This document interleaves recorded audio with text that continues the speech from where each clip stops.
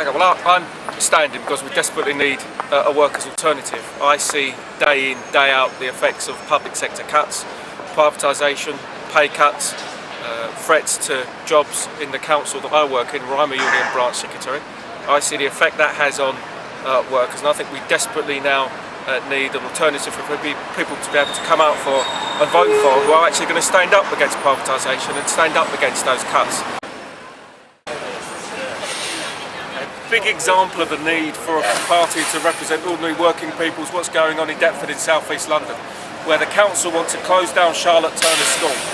Every single parent we've come across wants the school to stay open, teachers want the school to stay open, pupils want the school to stay open, but the council have decided, despite all of that, that they're going to carry on and close the school regardless. That's why we need an organisation, a party to represent workers, because the mainstream parties, the Labour Party, the Tories, Liberals, whoever's in power in local councils are not listening to ordinary people. Some of the examples we're seeing at the moment around privatisation, where the Woolwich Free Ferry, an excellent service, is privatised, and now we're looking at 28 staff losing their jobs out of a total group of staff of 130.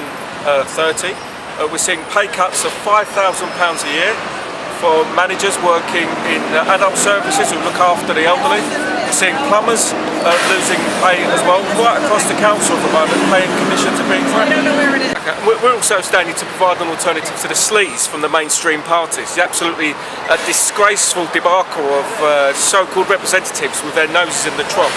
And we provide an alternative to that. None of our candidates will be standing on the basis of becoming a millionaire at the end of 5 years. We'll be standing on the basis of a workers' representative on a workers' wage, only claiming reasonable expenses, and what expenses are claimed will be audited, will be open for public viewing for the trade unions to look at. So that's the real big difference between us and any other representatives. We stand by what we say, we lead by example.